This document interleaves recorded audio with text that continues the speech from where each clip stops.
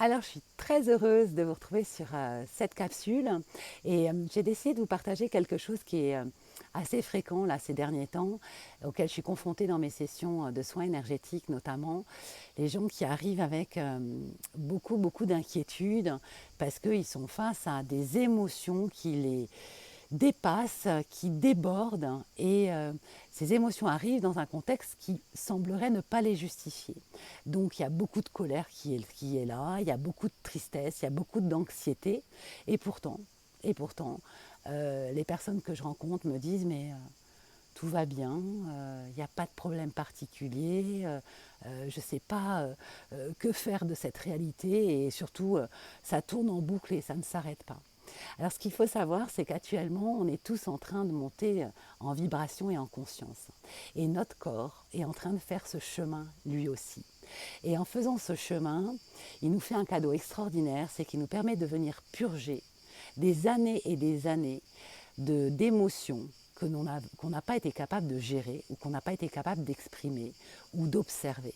Pourquoi? Tout simplement parce qu'on a pendant très longtemps les uns et les autres nié nos émotions. On nous a très vite dit que quand on était triste, il fallait sécher ses larmes, ou quand on était en colère, que c'était pas bien. Or, chaque émotion est d'une justesse imparable et d'une vérité utile, puisque c'est quelque chose d'instinctif, de corporel, qui vient nous parler de notre vérité intime. Elle vient nous dire quelque chose qui est propre à notre réalité et elle nous apprend finalement à mieux nous connaître. Et le principe de la purge émotionnelle, c'est tout simplement de laisser libre cours à l'expression de cette émotion et d'autoriser la colère de sortir. Donc on peut aller hurler dans son jardin, frapper dans son oreiller, dire des gros mots si c'est nécessaire et libérer cette vibration. Pareil pour la tristesse, on va laisser les pleurs s'écouler et si ça revient pendant plusieurs jours, eh ben, on laisse faire. Tout simplement parce que ces énergies qui sortent et se libèrent vont aussi vous permettre de faire de l'espace au niveau corporel et d'éviter les maladies. L'émotion, c'est une énergie, quand elle est stockée, elle se noue. Quand elle se noue, elle crée des tensions intérieures qui sont propices au déploiement des maladies. Voilà. Donc, ne pas s'inquiéter de ces passages-là, ils sont légitimes. Et les conseils que je peux vous donner, c'est de vous dissocier.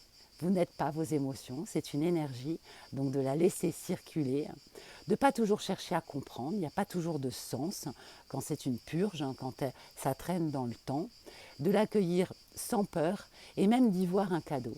D'y voir un cadeau parce que si vous le prenez avec cette énergie-là, alors elle va s'atténuer plus vite et elle va se transmuter plus rapidement.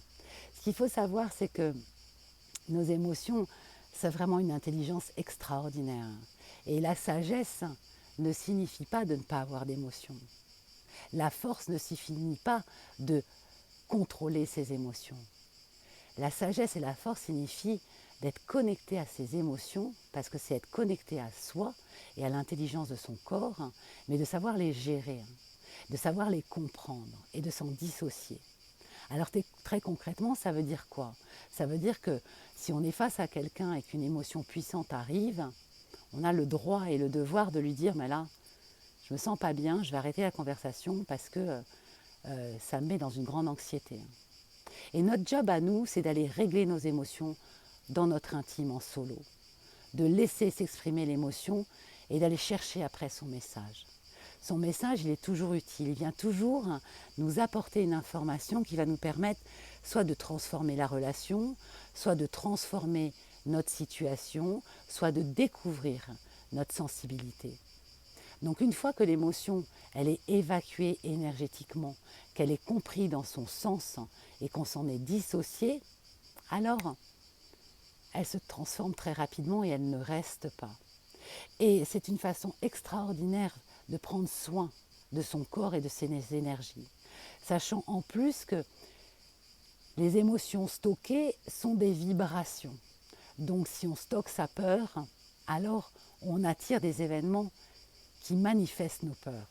Alors si on stocke notre tristesse, on attire des situations ou des êtres qui sont connectés à la tristesse.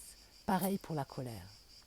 Donc l'intelligence émotionnelle, c'est celle auquel on est tous attendus dans nos transformations multiples et individuelles, qui vient compléter l'intelligence du mental parce que ce sont des indicateurs précis et extrêmement authentiques qui vont nous permettre de faire certains choix, d'avoir certaines attitudes et de prendre certaines décisions.